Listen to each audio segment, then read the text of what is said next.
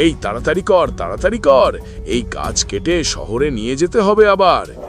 হঠাৎ একদিন নীলাঞ্জনপুর রাজ্যের একেবারে শেষ সীমানায় যে জঙ্গল ছিল, সেখানে সকল প্রজারা একসাথে জড়ো হয়। তাদের সকলের মুখে এক বিশাল উৎকণ্ঠার ছাপ। গত রাতে এখানে 5টা বড় শাল গাছ ছিল, আমি নিজের চোখে দেখেছি। আজ আজ একটা গাছও নেই। এক রাতে এতগুলো শাল গাছ কোথায় গেল? এ তো দেখছি ভূত উধাওয়ের মতো গাছও উধাও হয়ে যাচ্ছে। যদি এভাবে রাজ্যের সমস্ত গাছ হারিয়ে যায়, তবে তো পরিবেশের ভয়ঙ্কর ক্ষতি হবে। আমরা তো সকলে অনেক বড় বিপদে পড়ব। এই রঞ্জন, ব্যাপারটা যুবরাজকে জানিয়েছিস? হ্যাঁ, আমি জানিয়েছি, উনি আসবেন বলেছেন। ওই তো যুবরাজ এসেছেন। যুবরাজ, যুবরাজ, যুবরাজ এসেছেন, যুবরাজ।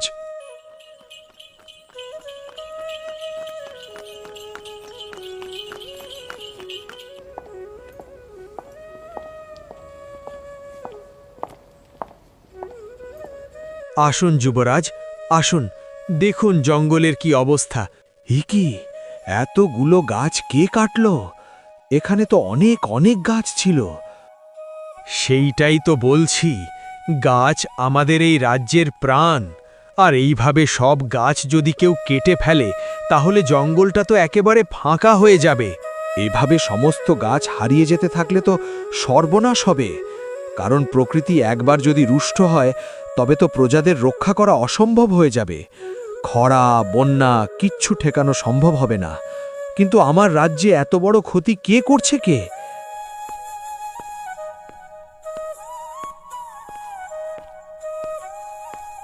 ভয় পাবেন না যুবরাজ, আমি আছি। কাঠুরিয়া, তুমি এসেছো? যাক, ভালোই হয়েছে।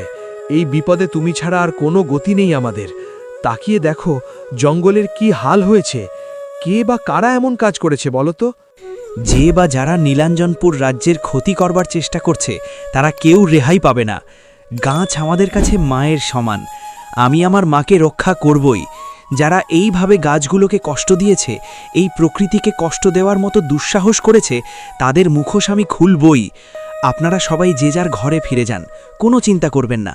যতদিন আমি আছি, এই নীলাঞ্জনপুর রাজ্যের কেউ কোনো ক্ষতি করতে পারবে না।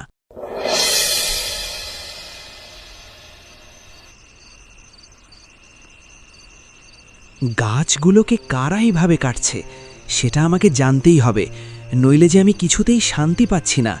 কাঠুরিয়া চোখ বন্ধ করে অতীত দেখার চেষ্টা করে, কিন্তু অনেক চেষ্টা করা সত্ত্বেও স্পষ্ট কিচ্ছু দেখতে পায় না। সবই যেন তার চোখের সামনে ঝাপসা।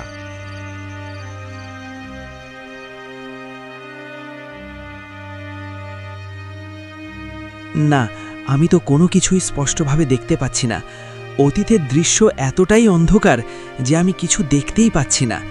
আমি জানতে চাই, কে এই গাছগুলোর ওপর এইভাবে নির্মম অত্যাচার করছে? না, এইভাবে হবে না। আমাকে অন্য পথ নিতে হবে।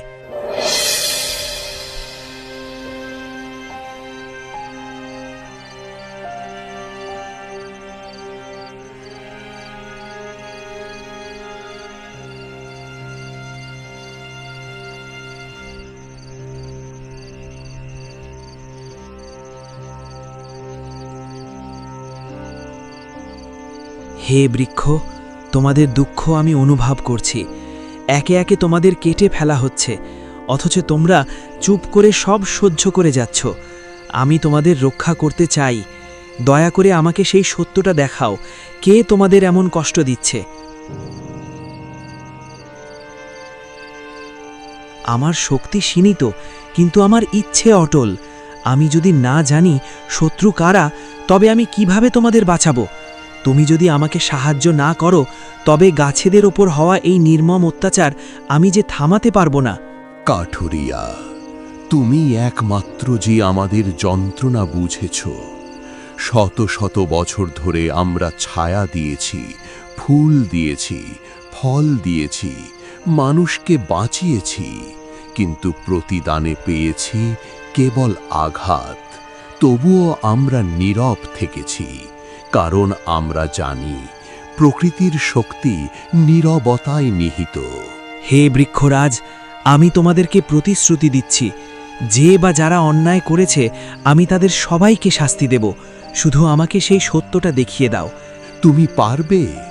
যারা আমাদের কেটে নিচ্ছে তারা কোনো সাধারণ মানুষ নয়, লোভে অন্ধ, শক্তিতে উদ্ধত।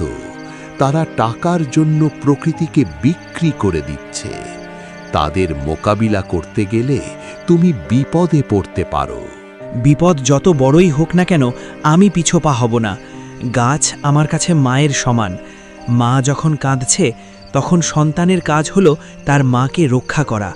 তুমি শুধু আমার চোখ খুলে দাও, আমি আমার জীবন দিয়ে হলেও এই অন্যায় থামাবো। বেশ বেশ কাঠুরিয়া, তোমার হৃদয়ের দৃঢ়তা আমাকে জয় করেছে। আমি তোমাকে দেখাবো সেই অন্ধকার যেখানে আমাদের কষ্ট লুকিয়ে আছে। তবে মনে রেখো, সত্য জানা মানেই নতুন যুদ্ধের সূচনা। আমি প্রস্তুত, দেখাও।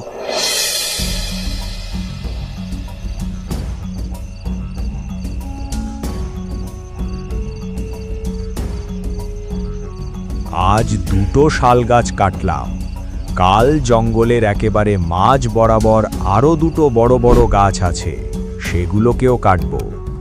1 মাসের মধ্যেই জঙ্গল একেবারে ফাঁকা করে ফেলব।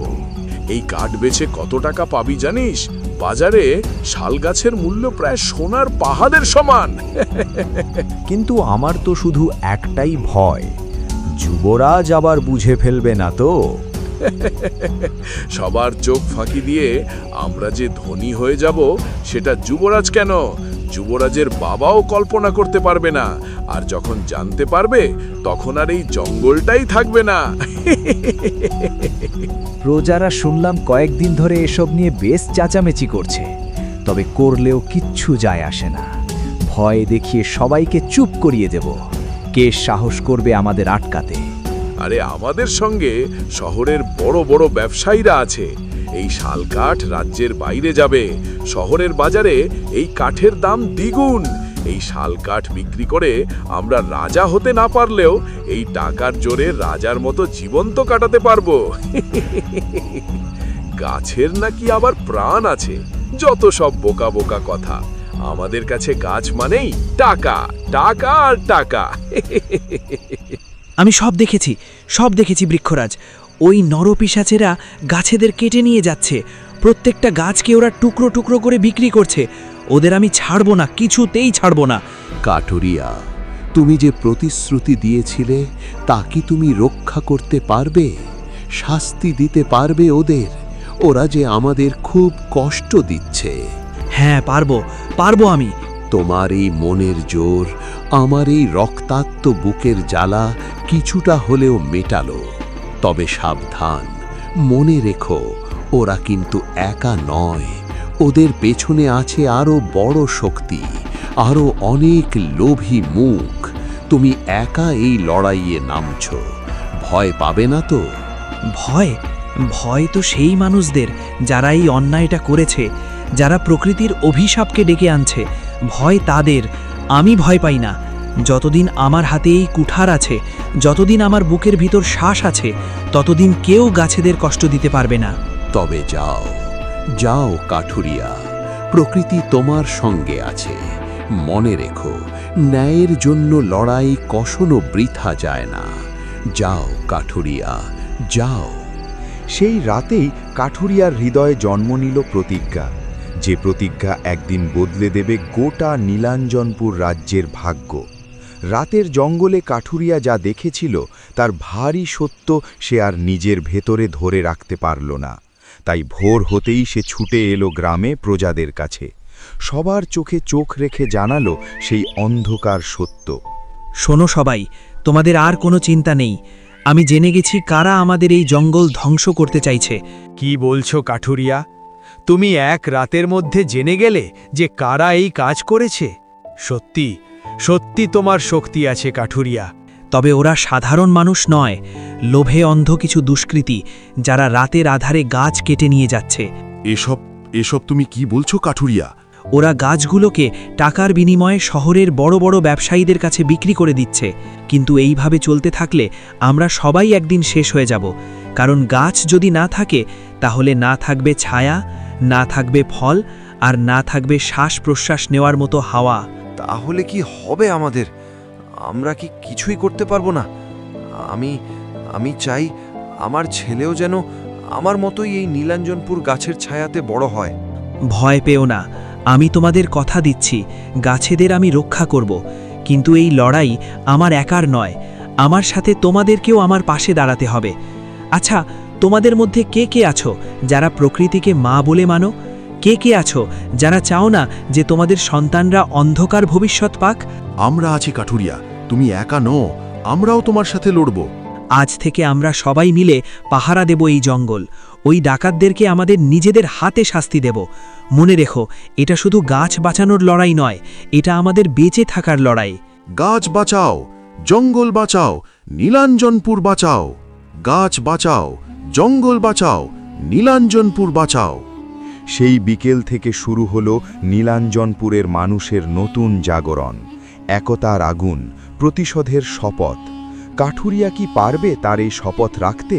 জানতে হলে অবশ্যই চোখ রাখুন আমাদের এই গল্পের পরবর্তী পর্বে। এই রকম সুন্দর সুন্দর গল্প দেখার জন্য আমাদের চ্যানেলটিকে সাবস্ক্রাইব করতে ভুলবেন না। পুরো ভিডিওটি দেখার জন্য ধন্যবাদ।